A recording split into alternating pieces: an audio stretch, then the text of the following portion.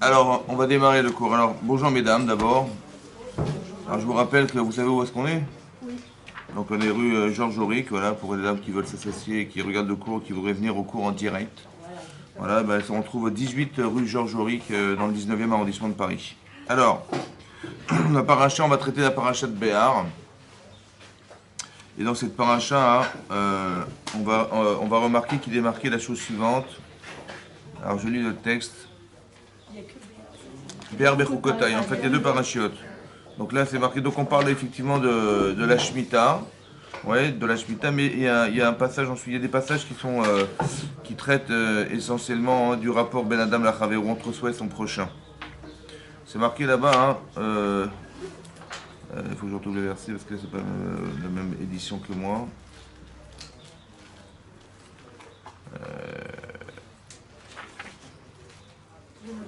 Allez, bon, alors.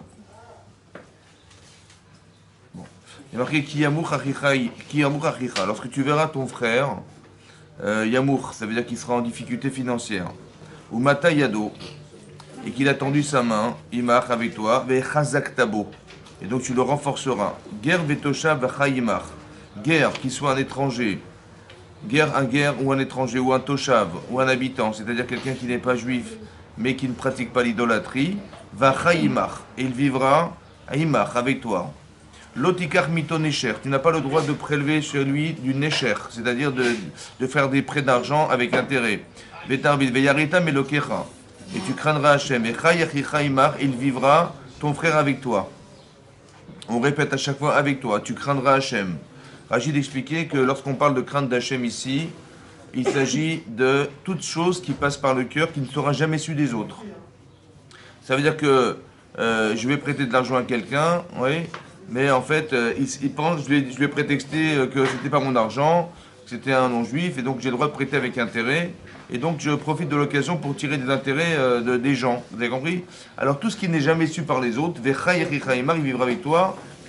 Et donc c'est important que vous sachiez que la Hirat Shamaim dont on parle, c'est pas celle qui va se voir. C'est celle qui ne se verra jamais. D'accord? C'est celle que j'ai dans mon cœur, personne ne saura. Et j'aurai toutes les raisons de prétexter que je suis un grand sadique et personne ne saura. Je dis en vérité, Hachem, il sait pertinemment ce que j'ai dans mon cœur. Et c'est ça la crainte d'Hachem. Oui? C'est marqué Vechi Achmour Achichaimar. Donc c'est ça, ça veut dire qu'on doit faire attention de ne pas prêter par intérêt. Pourquoi c'est important que vous compreniez ça, hein? Vous voyez? Parce que la Gemara dit que celui qui prête avec intérêt, il n'a pas de part au monde futur. Donc c'est très très grave, ouais. Ça veut dire qu'on se rend compte que... pourquoi c'est très grave, ouais? Parce que le fait de prêter de l'argent, on sait pertinemment qu'il y aura toujours des riches et des pauvres. Ouais, ça fait partie du fonctionnement du monde. Il y a des gens qui vont avoir nécessairement besoin d'argent, d'accord?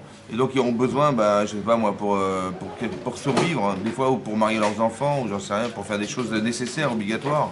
Et donc ils ont besoin de cet argent. Quelle démarche on a? Nous, alors on dit, voilà, je prête, si on prête avec intérêt, qu'est-ce que ça veut dire? Ça veut dire que si quelqu'un il prête avec intérêt, pourquoi c'est tellement grave de prêter en tirant des intérêts? Évidemment que c'est ce qu'explique Rachi, que l'intérêt, c'est quoi l'intérêt? Finalement, c'est de dire, voilà, je vais donner de l'argent pour 2, 3, 4, 5 ans, cet argent, il va dormir chez les autres, ouais, mais je sais quoi faire avec. Donc je sais ce que j'ai envie d'investir avec cet argent, je vois pas pourquoi je vais perdre de l'argent en prêtant de l'argent sans intérêt personnel. Donc je sais que j'aurais pu investir ailleurs, j'aurais fait des bénéfices, là je perds de l'argent, je perds le bénéfice, j'ai un manque à gagner de prêter. Alors on sait qu'on est attiré par l'intérêt, Hachem il dit ne prête pas avec intérêt. D'accord? Pourquoi c'est comme ça? Parce que en fait il faut savoir une chose, que quand on prête de l'argent à quelqu'un, pourquoi c'est tellement fondamental? Parce que en fait la question c'est que, pourquoi c'est moi qui vais prêter? Mais Hachem il a qu'à se débrouiller pour lui trouver une parnassa, ce monsieur, d'accord? Pourquoi il l'a rendu pauvre, c'est pas normal. Donc, mais d'un côté, il y a un cheminement qui doit se faire. C'est-à-dire qu'il y a comme des rouages dans le monde qui font qu'on ne devient pas un bal chesed, quelqu'un qui est bon sans avoir la capacité de donner. Donc en vérité, quelque part, et sache une chose, que ce que tu vas faire, c'est ce que j'aurais dû faire, dit Hachem. Donc fais-le comme si c'était moi. Comme si c'était moi. Voilà. Et donc comme si c'était moi. Et donc quelque part, moi, je prête sans intérêt. Je ne tire pas d'intérêt dans ce que je vais faire. Autrement dit, la personne qui prête de l'argent avec intérêt de celle qui ne prête pas, au final, il a fait un prêt. Bon, il a gagné un peu d'argent dessus, c'est pas grave. En fait, on va se rendre compte qu'il a carrément désacralisé le rapport qu'il avait avec la chose.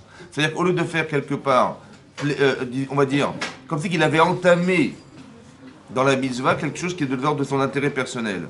Je ne peux pas faire des mitzvot dans l'intérêt d'entamer quelque chose dans la mitzvah. Parce que soit c'est divin, ce que je vais faire, soit c'est humain. Vous avez compris? Donc si c'est humain, je suis un banquier. Et si c'est divin, je transpose le devoir qu'Hachem il avait de donner à travers ce que je vais faire pour lui. Vous avez compris? Donc il faut faire très attention de le faire avec une vraie kavana. C'est ça. Il vivra avec toi. Autrement dit, ça veut dire que tu dois pouvoir comprendre que tu vas associer ou t'associer à la souffrance des autres. Vous voyez? C'est-à-dire que si quelqu'un il est dans la rue, il tend la main, je dis, bon écoutez, je fais une bonne mitzvah, voilà, je lui donne 1 euro. D'accord? Mais est-ce qu'il est avec toi? Non, il n'est pas avec moi, il est dans la rue. Ça va? Mais non. Je dis, mais s'il était vraiment avec toi, ça veut dire, mets-toi à sa place 2 minutes. Tu vas aller voir où est-ce qu'il habite. Tu vois dans quelles conditions précaires il habite. Tu vois comment ses enfants vivent, dans quel état physique, dans quel état mental il se trouve. Tu dis, mais j'ai donné 1 euro. Ils vivent dans la précarité, ces gens-là, les pauvres. Je dis, bon, mais je suis pas Rothschild non plus. J'ai compris. Mais est-ce que ça te touche? Oui. Alors c'est ça. Imar. Il faut qu'il soit avec toi. Imar. Il y a comme si que je devais me sensibiliser à la souffrance. Après, je dis, mais il faut qu'on se mobilise, il faut qu'on fasse quelque chose. On ne peut pas rester indifférent, je ne peux pas rester la personne extérieure à la situation. Vous comprenez? Et il marche avec toi. Il faut qu'il vive avec toi. L'autono est achicha. Il ne faut pas non plus créer de querelles chez les gens. Il ne faut pas créer des choses qui soient des situations de conflit entre les personnes. Parce que il va vivre avec toi. Et en fait, on se rend compte qu'il y a une répétition permanente de avec toi, avec toi, avec toi. Comme si on ne pouvait pas exister sans les autres. Comme si on ne pouvait pas penser qu'une société pouvait se créer sans qu'il y ait des liens entre les personnes. Et en vérité, au plus profond de ça, ça veut dire aussi qu'on ne se connaîtra fondamentalement, je dis au niveau caractère, au niveau de son intelligence, de ses émotions, de la fonction qu'on peut avoir dans la vie, si ce n'est que l'autre existe. Vous comprenez? Si je suis tout seul dans ma maison comme ça, je dis voilà, j'aimerais faire ça, mais est-ce que je suis capable? J'en sais rien. Est-ce que, au fond, est-ce que j'aurais vraiment envie de le faire? Au fond, j'en sais rien. Vous comprenez? Il faut que l'autre existe pour que je puisse faire que, d'abord, que j'apprenne à connaître qui je suis fondamentalement. Vous êtes forte, vous êtes intelligente, vous êtes courageuse, vous n'en sait rien. Alors c'est au rapport aux autres, vous allez voir, est-ce que vous êtes généreuse, vous n'êtes pas généreuse? Ben, c'est parce que l'autre existe. Vous avez compris, Adam Arishon, on lui a demandé d'être shomer le Gan Eden. Il devait garder le Gan Eden, le Ovda ou le Shomra. Il devait le travailler. Pourquoi? Parce que même si tu t'occupes des roses qui se trouvent dans ton jardin, tu fais quelque chose de toi. Vous avez compris ou pas? Il faut absolument avoir une activité, parce que c'est l'activité qui est révélatrice de la potentialité que nous avons d'exister. C'est ça, il faut faire de soi quelque chose. La Gemara dans Ketuvot, elle dit là-bas, oui, il y a une Gemara dans Ketuvot qui dit que si une femme se marie et elle va apporter une dot à son mari, et dans la dot, le père, il a mis une femme qui va venir servir son mari. Ouais, une femme, elle a beaucoup de choses à faire dans sa maison. Ouais. Mais il dit, voilà, je t'ai mis une femme, une servante qui va venir t'aider. Alors, on va retirer de certains travaux qu'elle doit faire pour sa maison. D'accord? Après, elle en amène 2. Alors, on va encore retirer 2, 3 choses. Après, elle en amène 3, etc., etc. La Gemara a dit, mais si elle amène 4, 5, 6, ouais, elle va se retrouver sur une cathédrale, elle va rien faire. Et là-bas, Rabbi Eliezer, il a dit que la batala mevied il est shermoum. C'est-à-dire que de ne rien faire, on devient fou. Rachid est shigaon. C'est-à-dire de n'avoir aucune activité, on devient fou de ça. Il faut se sentir essentiel. Il faut savoir, il faut exister, exister, c'est exister à l'extérieur. Ça veut dire que c'est ça, exister, ça veut dire qu'on existe de l'extérieur de soi. Mais vient des chamoum. Ouais, ça amène à la folie. Ça veut dire quelqu'un on se rend compte que les gens qui ne font rien, ils deviennent fous. Ouais, c'est pour ça qu'il faut tout le temps avoir une activité, il faut tout le temps, il faut toujours avoir ces 3 âges. C'est très important. On dit de Sarah qu'elle avait 100 ans, elle avait 20 ans et elle avait 7 ans. Mais pourquoi nous dire qu'elle avait 100? On n'a pas dit qu'elle avait 127 ans. On dit qu'elle avait 100 ans, et elle avait 20 ans, et elle avait 7 ans. Pourquoi on a séparé les centaines d'années? Elle avait les 3 âges. Elle avait les 3 âges. C'est-à-dire quand elle avait 7 ans, elle avait 100 ans. Mais quand elle avait 100 ans, elle avait 20 ans. Elle avait 20 ans. Vous avez compris ou pas? Ça veut dire qu'il c'est très important d'être toujours être active. Quand j'ai 100 ans, parce que je vous explique un truc, une fille de 20 ans, elle a toute l'énergie qu'il faut, elle est belle, elle est intelligente, elle fonce, elle a un objet. Pas sûr, hein. Ouais, intelligente, mais donc elle n'a pas l'expérience de la femme de 100 ans. Par contre, celle qui a 100 ans, elle a l'intelligence, l'expérience, tout ce que vous voulez, mais elle n'a plus d'énergie. Alors qu'est-ce qu'on fait? Alors il faut peut-être s'entretenir pour qu'à 100 ans, on ait encore 20 ans. Parce qu'on est intéressante sans pouvoir l'exprimer. Et quand on a 100 ans, on a 20 ans, on est dynamique, mais on n'a pas le contenu qui nous permet de pouvoir exprimer ce dynamisme. C'est dommage. Alors, cultive-toi, intéresse-toi, sois intelligente, sois logique, et fais en sorte que l'expérience, ouais, c'est ça qu'on appelle la chorma. On dit que comment il s'appelle? Yosef s'appelait Avrer. On l'appelait Avrer. Ouais, Paro, il l'appelait Avrer. C'est quoi Avrer? Avrer. Av Bechorma. Il était père dans l'intelligence. Erar Beshanim, il était tendre dans l'âge. Ça veut dire qu'il était un jeune homme, il avait une intelligence extraordinaire. Mais pourquoi? Parce qu'il a étudié la Torah, parce qu'il a, comment dire, il a côtoyé des gens intelligents.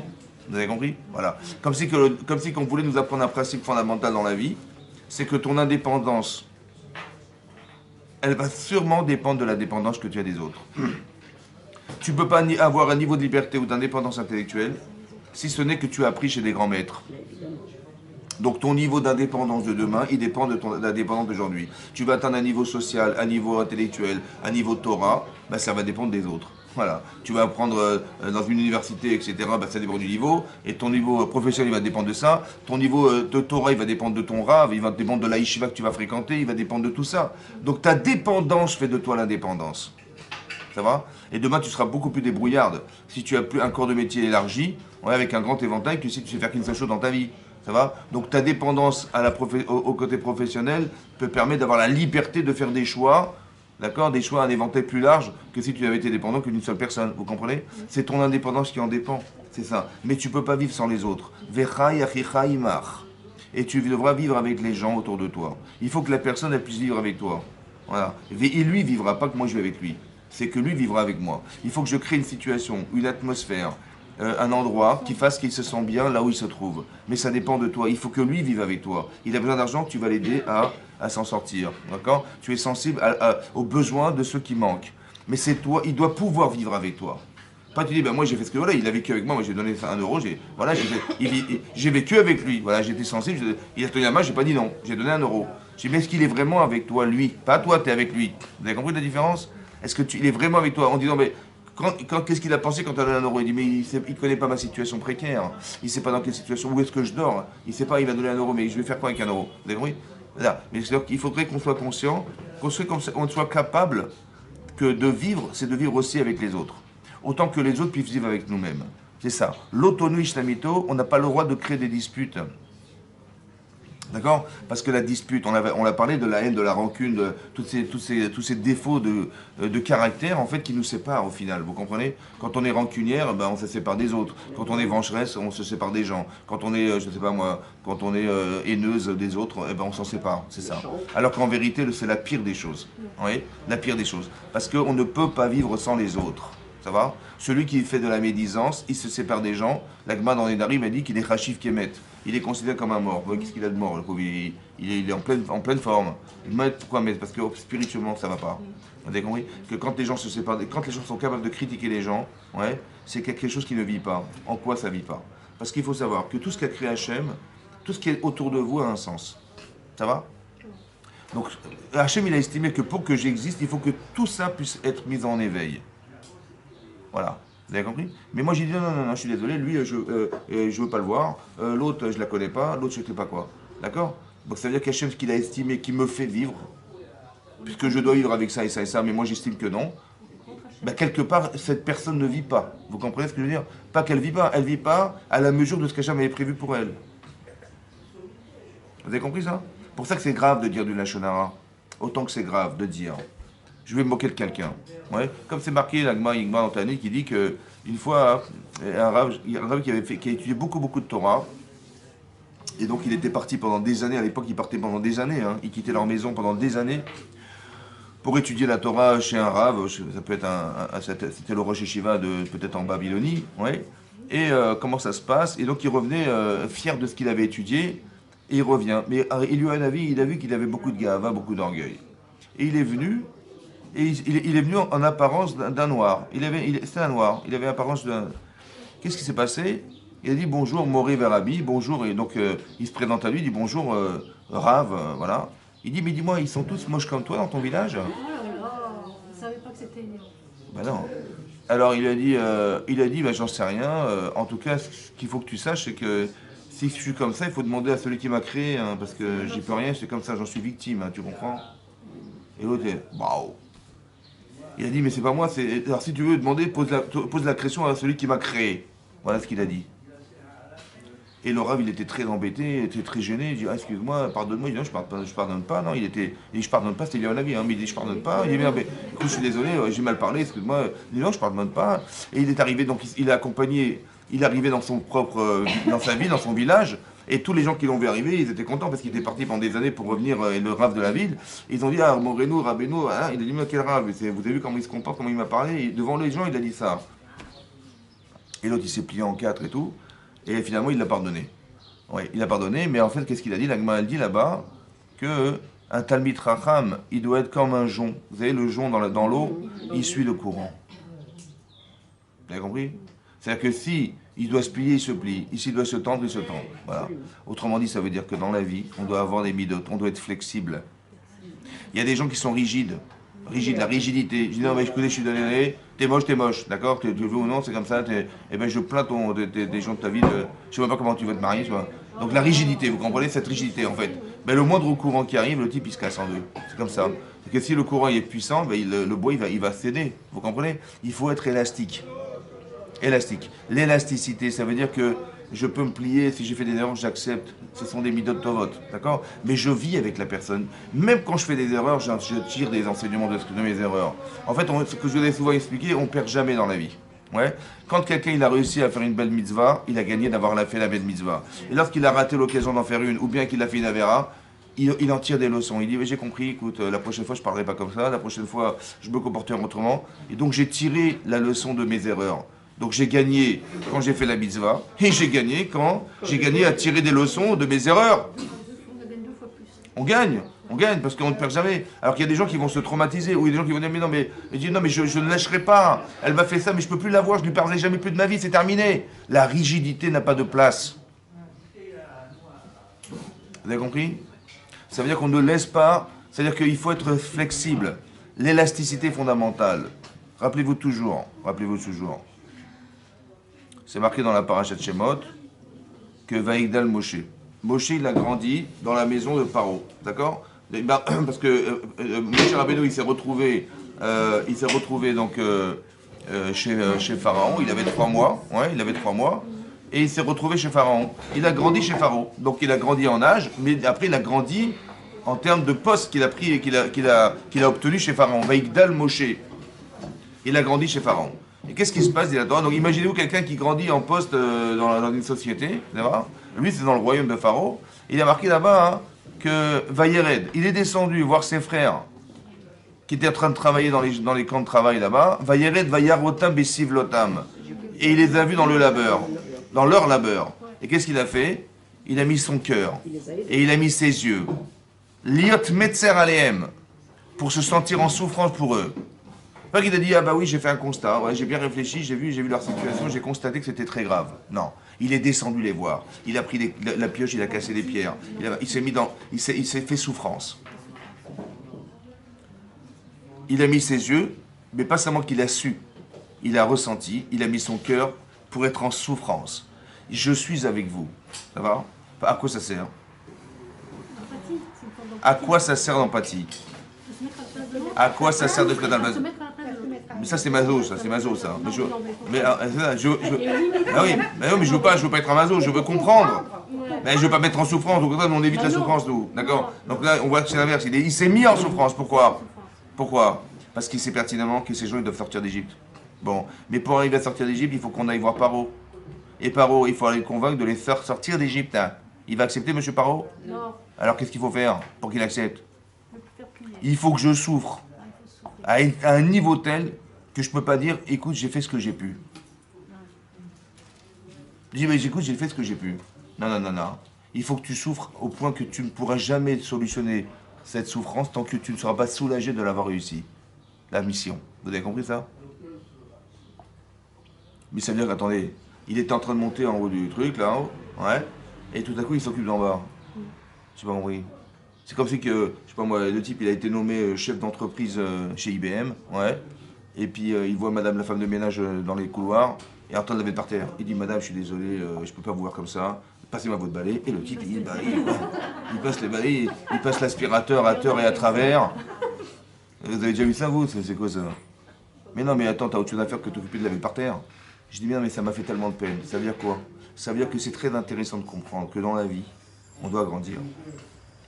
Mais si c'est pour laisser là-haut, ça n'a aucun sens. Vous avez compris? Il faut être intelligente pour savoir que tu dois faire des choses et t'occuper même de ce qui est tout en bas. Comme Comme aider. Comme Hachem. Hachem Echad. C'est quoi Hachem Echad? Seul. C'est pas un. Hachem Echad, c'est pas un pour dire qu'il y en a deux ou trois. C'est unique. Hachem Echad.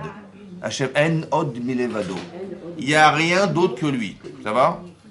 Il n'y a rien d'autre que Hachem. Echad. Donc il est au top. Mais il est Melech HaOlam.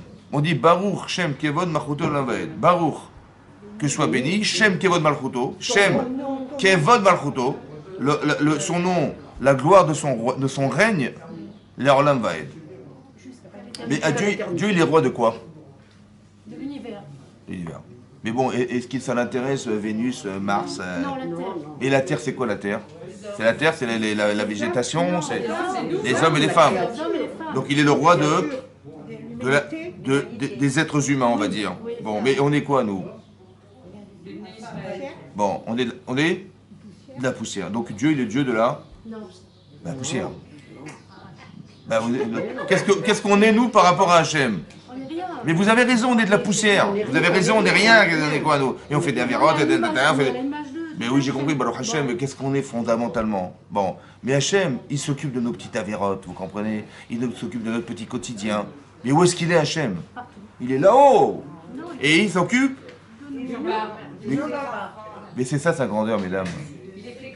Il est flexible, il est élastique. Ça veut dire que quelqu'un qui est Echad, normalement vous allez voir des gens, c'est des gens exceptionnels. Hein. Mais ils s'occupent de quoi? De ce qui est exceptionnel. Bon, on vous dit, vous savez, on a remarqué qu'il y avait une cinquantaine de personnes qui travaillaient, qui vivaient sous les ponts dans Paris.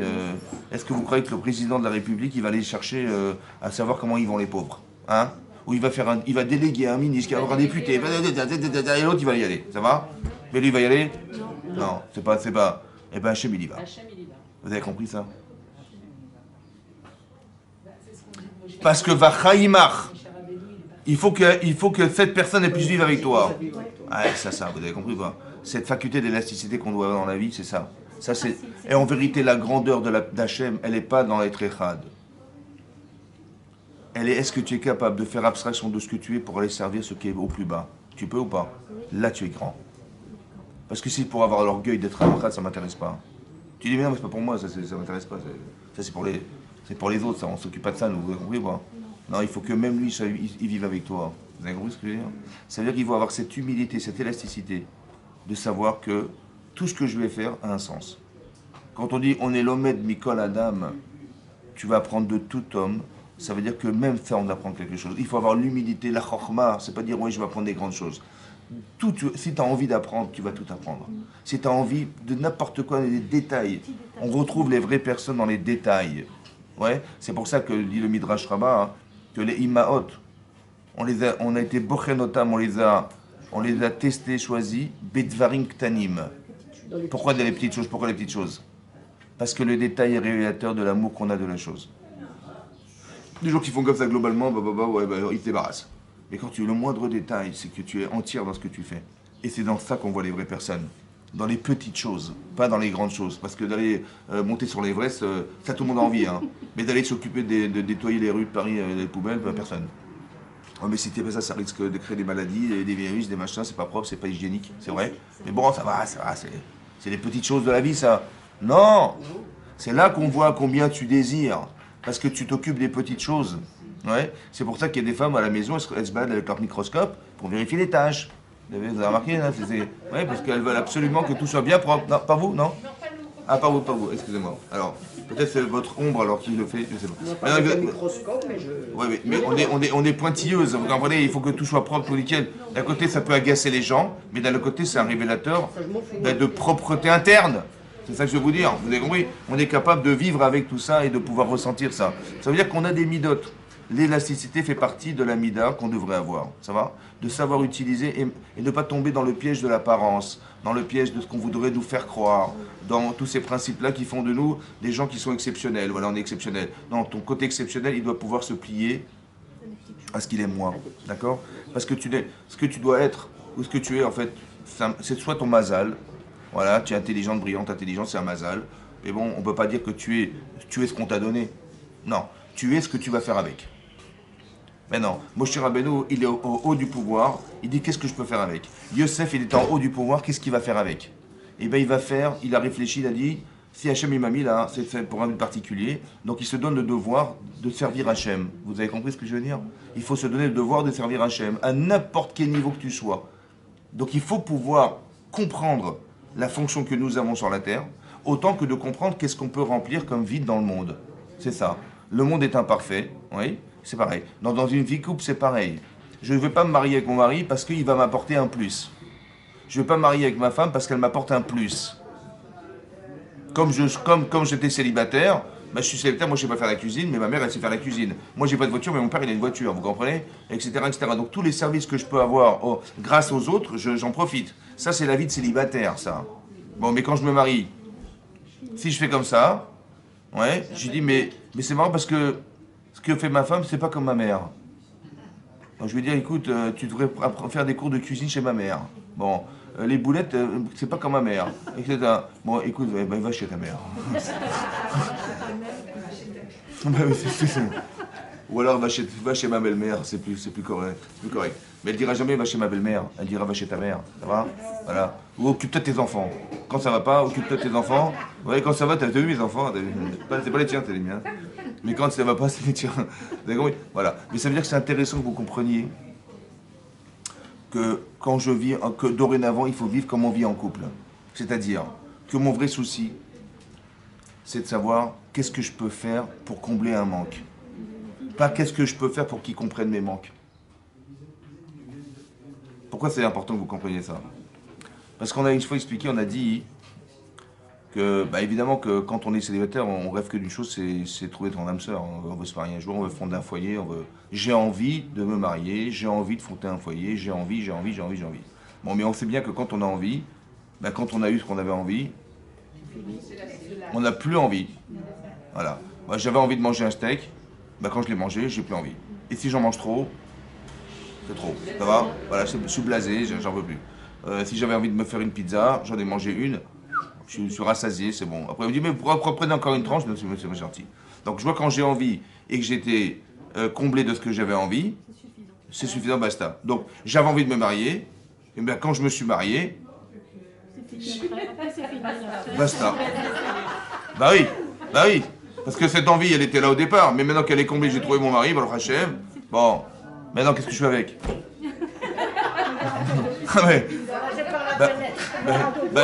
C'est quand il vous reste quelque chose dans l'assiette, qu'est-ce que vous faites avec?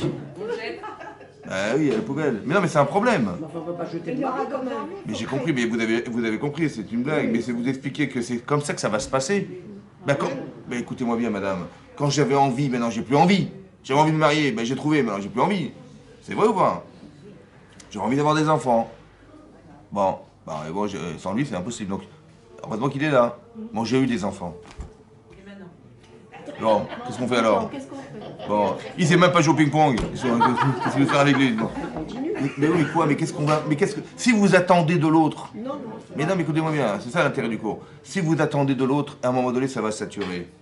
Parce que soit j'ai été comblé, soit c'est trop. Vous avez compris? Donc c'est pour ça qu'on a du mal à vivre avec les autres, c'est ça le problème.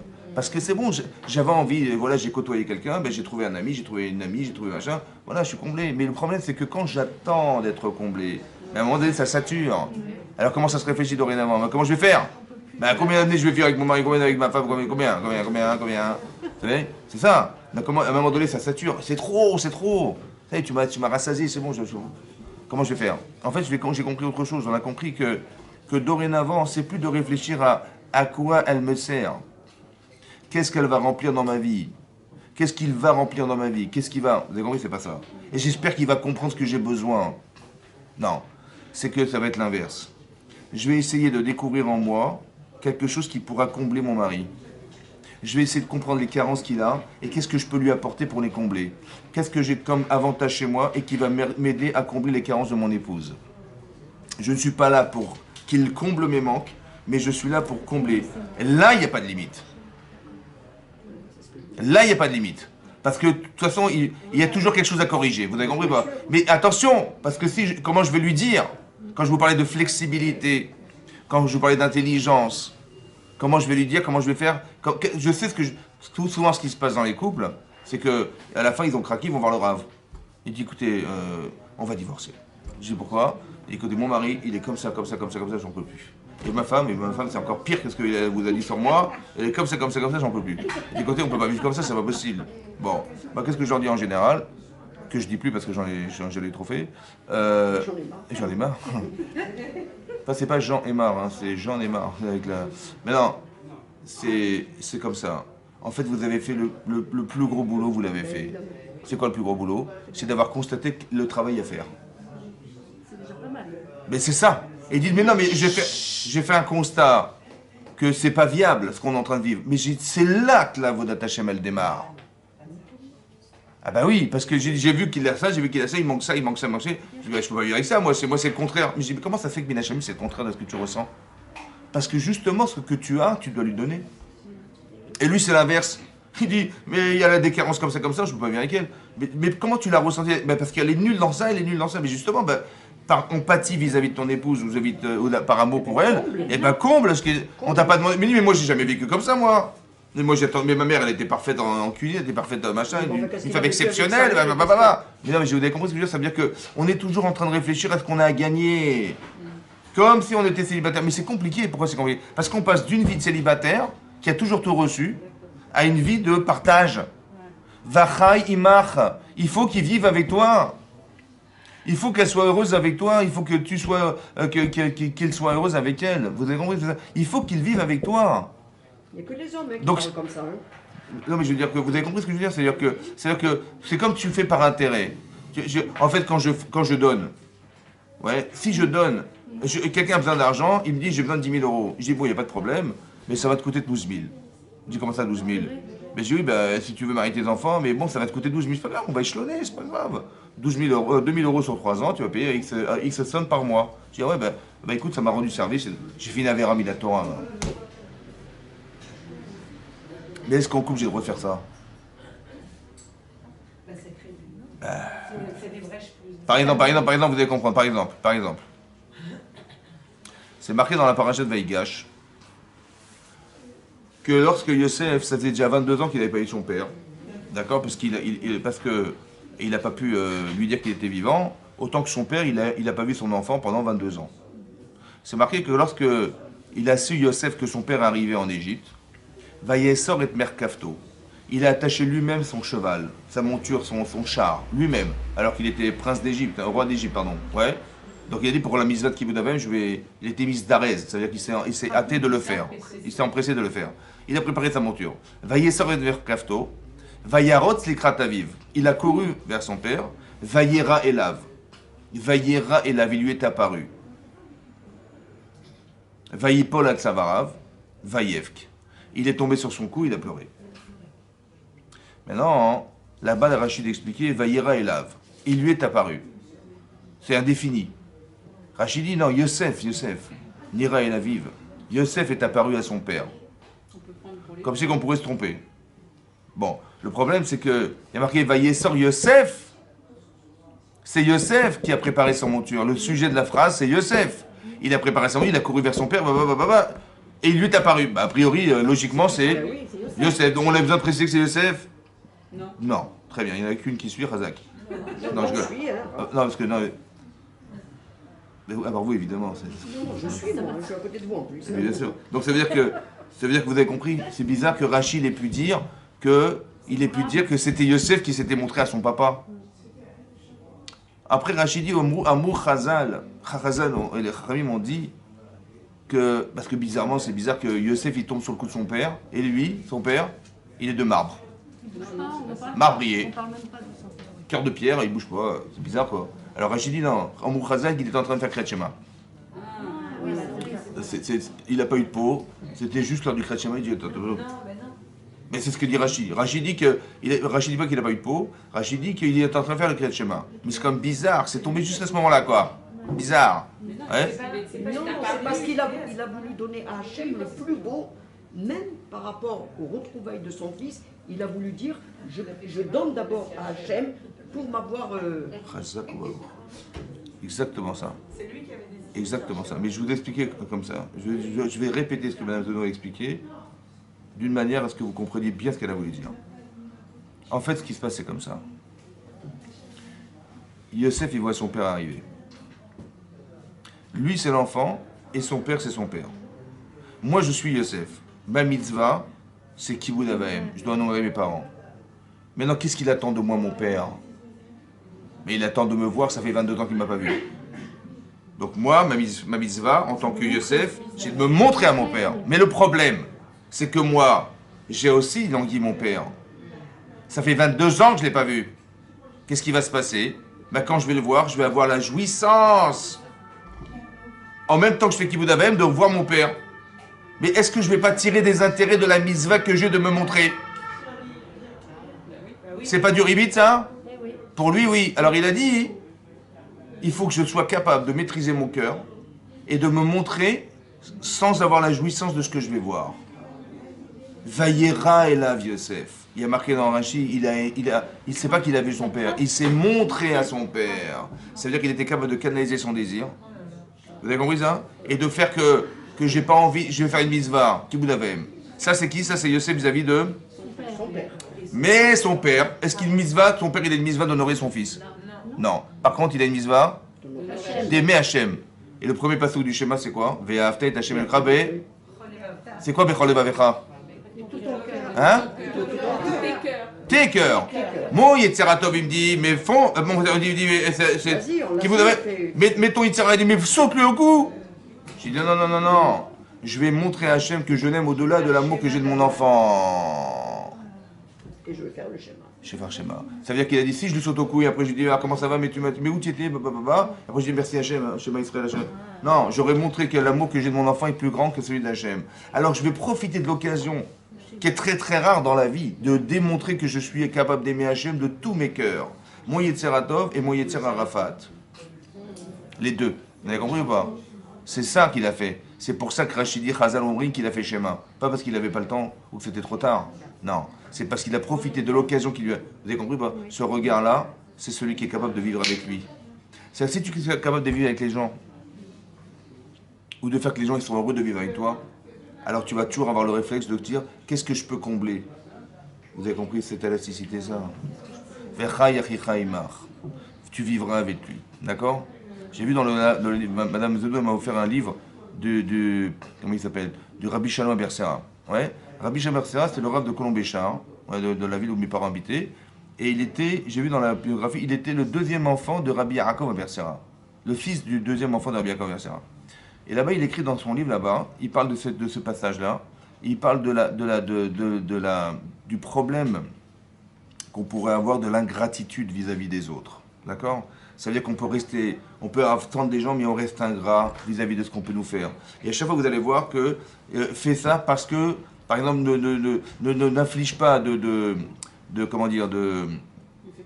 fais pas de conflit vis-à-vis d'autrui parce que, ou n'afflige pas le guerre à l'étranger parce que tu étais toi-même étranger en Mitzrayim. On nous rappelle cette souffrance pour nous dire ne la fais pas aux autres.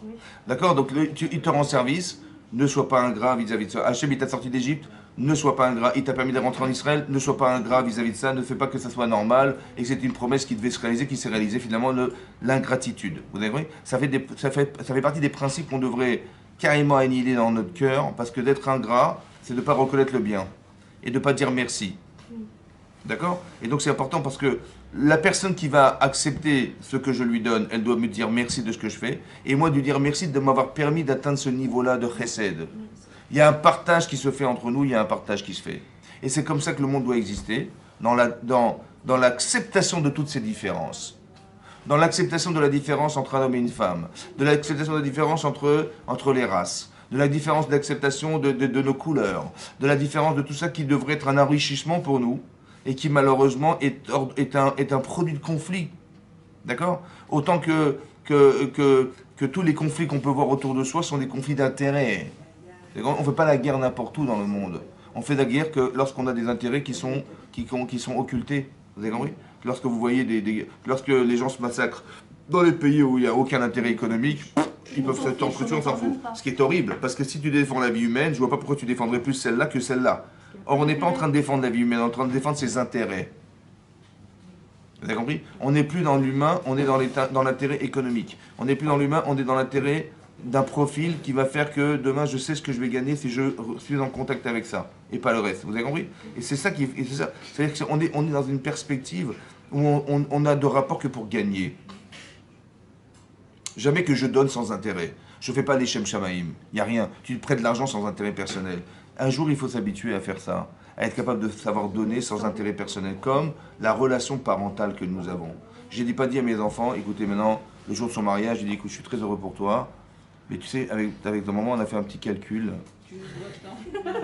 Depuis le jour où tu es né, depuis le premier biberon, le lait maternel, tout ça, on a gardé toutes les factures. Et jusqu'à la fin de tes études, et il y en avait pour 550 000 euros. Bon, écoute, c'est pas grave, tu échelonneras, il n'y a pas de problème. Avec plaisir, franchement. D'accord, voilà, c'était pour te dire que ça va te coûter un petit bonbon. Voilà. Mais vous avez compris, ça n'existe pas, ça. On fait chinam, ça veut dire on donne chinam. Les mamans, elles n'ont pas dormi les nuits pendant les premiers mois de la truc, c'est gratuit, vous comprenez? Et ben, on a un rapport gratuit, de gratuité avec nos enfants. Et ben, si on pouvait simplement s'inspirer de ça, de savoir qu'on peut donner de façon gratuite, sans ingratitude, sans vengeance, sans haine, sans rien. Et tous les conflits qu'on va voir, en fait, on va se rendre compte que c'est des conflits d'intérêt tout le temps. Mais quand on a évacué l'intérêt, tout à coup, ou alors on le fait pour l'autre, pas en retour, vous avez compris? Et bien si chacun était capable de vivre comme ça, c'est-à-dire que je fais dans l'intérêt de, peu importe ce qu'il je reçois, et l'autre il le fait dans ce même esprit-là, où est-ce qu'il y a une source de conflit qui peut exister là-dedans? Zéro. Vous avez compris? Si simplement j'avais envie de me dire que j'ai trouvé chez ma femme des choses qui ne vont pas, et je vais lui expliquer avec la manière, comment elle aurait la chance d'être heureuse de cette manière si elle avait pu m'entendre, ou l'inverse, que si elle me dit quelque chose, moi je suis des fois parti pris dans mes choix, mais j'aimerais bien que quelqu'un me dise, tiens, tu t'es aveuglé, tu n'as pas fait attention, mais c'est ça qu'il fallait que tu fasses. J'aurais tellement aimé qu'il y ait une caméra extérieure, qui n'est pas la mienne, qui puisse me dire et me voir et me dire, mais tu t'es fait avoir. Tu comprends? Parce que moi j'étais obstrué, j'avais l'esprit obstrué parce que j'avais un intérêt qui m'a carrément aveuglé, et malheureusement j'ai raté l'occasion de pouvoir voir de façon cohérente. Si simplement je pouvais avoir quelqu'un qui était à l'extérieur qui pouvait me dire. Vous avez compris? Alors qu'il y a des gens qui vont dire, non, je veux personne qui me regarde, je veux personne qui me critique, personne qui me... Vous avez compris ce qui se passe? Flexibilité, l'intelligence émotionnelle qui nous amène à être des tzadikim. Vous avez compris ça? Voilà. Pour ça qu'on n'a pas le droit d'accepter des pots de vin, pour ça qu'on n'a pas le droit de faire des prêts avec intérêt, parce que tout ça c'est une logique, d'accord, comportementale qui fait qu'on devient des tzadikim comme ça.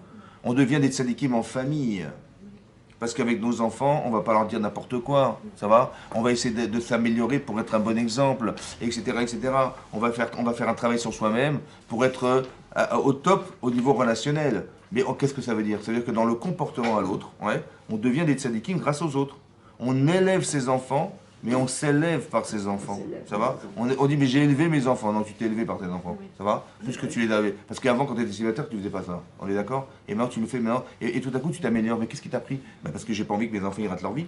Donc je vais être obligé de suivre des cours. Comme des gens, ils étudient jamais la Torah, mais quand leurs enfants ils sont dans les écoles juives, ils ont des cours de Gemara, ouais, tout de suite, ouais, il faut que initiation à la Gemara, initiation, mais pourquoi? Mais comment je vais réviser ce que mon fils a fait? Et comment je vais être un exemple pour mon fils? Il dit, non mais il faut que tu révises ta Gemara, et moi j'étudie jamais. Il va dire, mais papa, t'es très gentil, mais il faudrait que tu commences un jour. Vous avez compris, voilà ce qui va se passer. Et donc en fait, on s'améliore grâce aux autres. C'est ça que je voulais vous dire. Donc tout ce qui est force, voilà. Maintenant, ça va très très loin. Pourquoi ça va très loin? Parce qu'il est déjà midi. Non, ça va très loin, pourquoi? Ça va très loin, pourquoi? Parce que regardez, dans la parachute noire, vous vous rappelez dans la parachute noire? Ben, ça remonte un peu loin, hein, ça remonte un peu loin. Et là-bas, c'est marqué que dans la parachute noire, il y a eu le Maboul, pas le Maboul, hein, le Maboul, il y a eu le déluge, et ensuite il y a eu l'histoire de la tour de Babel. Donc, ça veut dire que, comment on veut dire, Noach, sa femme, ses 3 enfants et ses brus, elles ont été épargnées du déluge, 4 couples. Ils sont sortis de l'Arche de Noé, ils ont eu des enfants, et leurs enfants, ouais, les enfants de Noach, les petits-enfants de Noach, ils ont organisé la tour de Babel. Ok. Et donc, qu'est-ce qu'ils ont pensé? Ils ont dit, voilà, ils se sont rebellés pour trouver leur indépendance contre Hachem. C'est ça qui est marqué. Ils ont fait une tour, etc. Mais l'idée, c'est bien sûr qu'ils n'ont pas fait une tour, ils ne sont pas tarés. La tour, c'était pas pour monter au ciel et grimper, hop, on va faire la guerre. Non, c'était plus intelligent que ça. Mais faire une tour, ça veut dire que ils ont voulu monter quelque part, ils ont voulu monter. Autant que ils ont créé une doctrine. Ça veut dire qu'il y a marqué Safa Achat, Dvarim Achadim. Ils avaient un seul langage et une seule doctrine. Dvarim Achadim. C'est d'être solidaire contre Hachem. On va tout faire pour que jamais Hachem il pourra nous faire de mal, autant qu'on va exploiter ce qu'il a créé contre lui. Fais une toulala. Maintenant, la tour, c'est quoi? La tour, c'est que où que tu sois, on te voit. Et que toi, où tu te trouves, tu la vois. La doctrine. C'est ça la tour. Vous avez compris? Ok. Maintenant, je vous lis ce qui est marqué ici. C'est marqué ici comme ça. Tac, tac, tac. Voilà.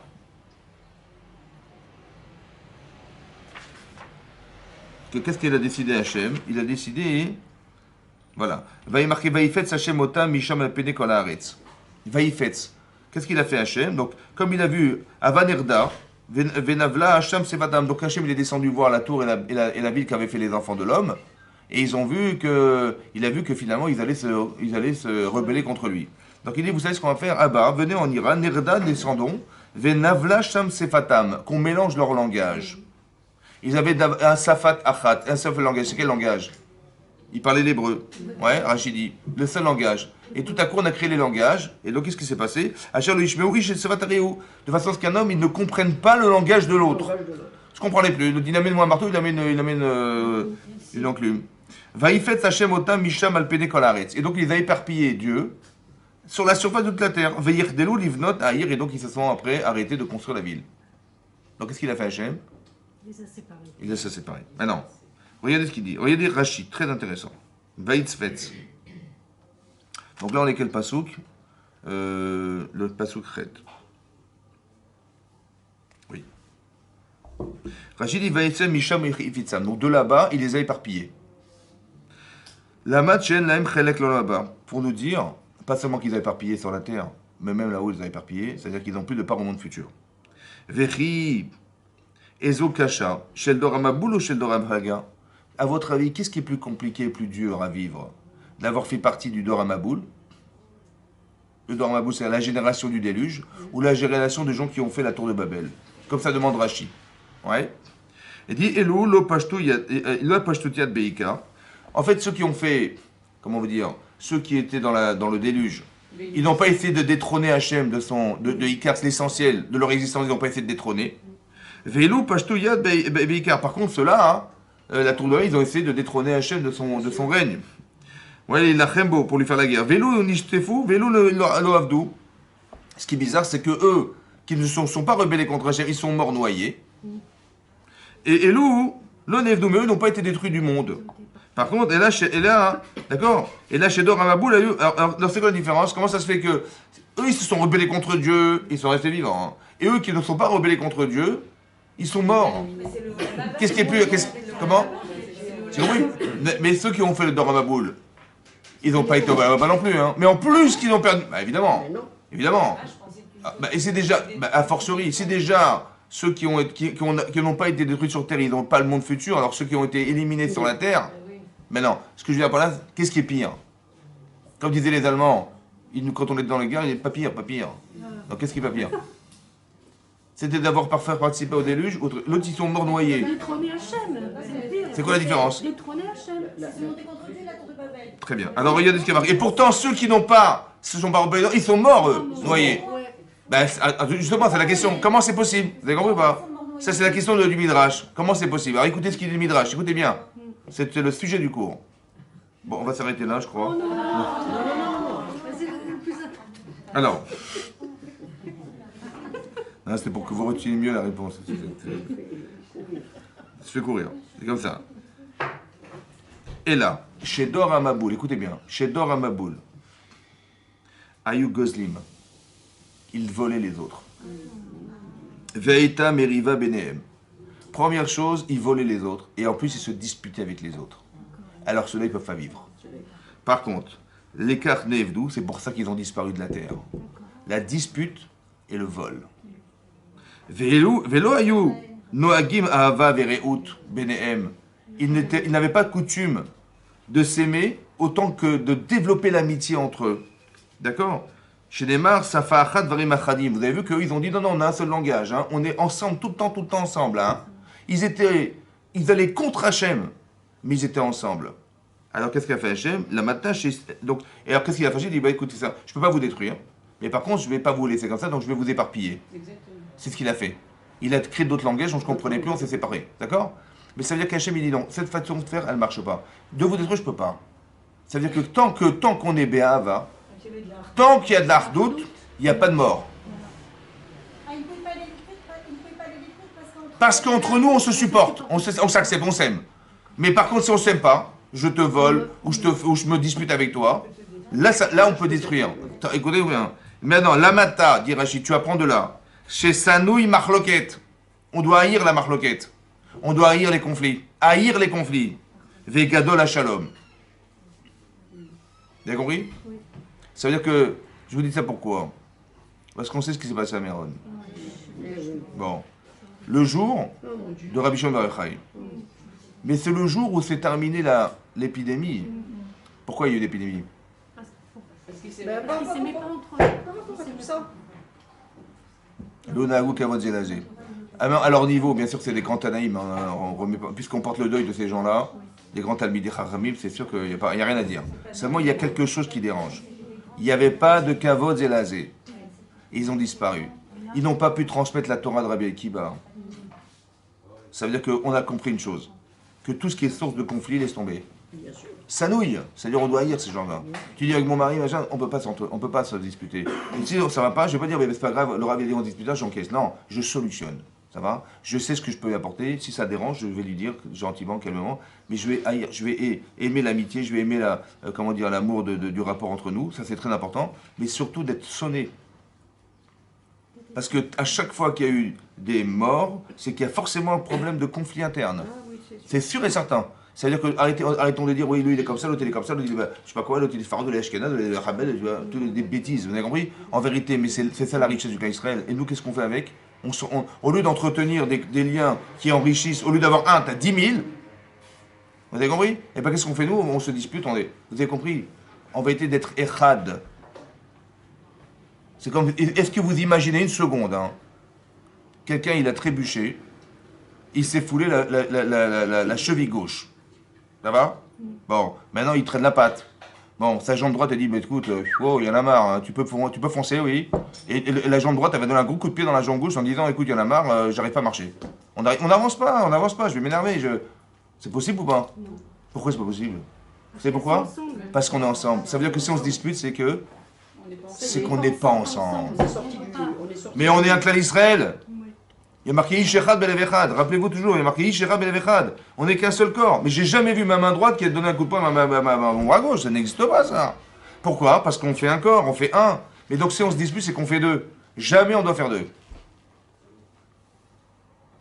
La Shrina, elle a disparu parce qu'il y a eu la Sinatrinam. Le Beth Amikdash a disparu parce qu'il y a eu la graine gratuite. On doit faire corps. Vous avez compris ça? Hachem, il ne peut pas être le roi des individus. Il est le roi de l'assemblée du clan Israël. C'est ça le kavod. Ça va? Si on vient tous avec des idéaux différents, il dit Hachem, je ne me retrouve pas là-dedans. Non, il faut qu'on soit tous solidaires. Et c'est la solidarité, l'union qui fait la force. Absolument. C'est ça. Et donc il faut être très très fort. C'est pour ça que l'ingratitude, comme disait le Rabbi Shalom, que toutes ces choses-là, c'est des choses à bannir. La marloquette, tout ça, c'est bannir. Parce que regardez ce qui peut se passer, des tzadikim qui s'en vont parce que, pour nous ouvrir les yeux, un peu qu'on réfléchisse, mais c'est une explication que je donne, mais c'est pas juste que dans cette période-là, il faut faire attention. Pourquoi? Parce qu'on va recevoir la Torah. C'est pas de la blague. On va recevoir la Torah, donc la Torah, elle est là pour nous unir.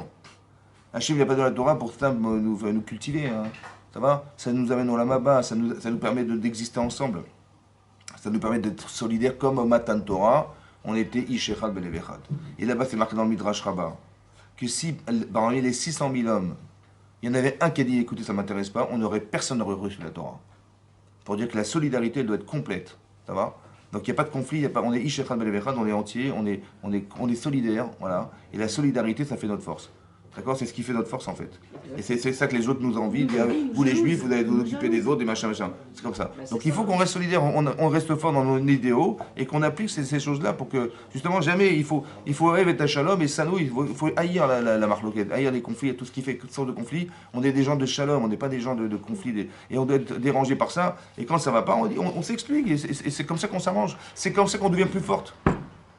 En ayant des solutions à des problèmes qu'on a existentiels ou comportementaux ou relationnels. C'est comme ça qu'on devient forte. On tire des leçons de nos erreurs et on se renforce comme ça, mesdames. Chazak ou Baruch? Chazak. Amen. Que des bonnes nouvelles. Bien sûr, on va dédier les shows pour tous les niftarim, voilà, tous les niftarim de Méron, et que Hachem, on ait la bonne cohérence de tous ces événements et tous les blessés qui se guérissent sans dommage. Amen, amen, amen. Hazak. Amen.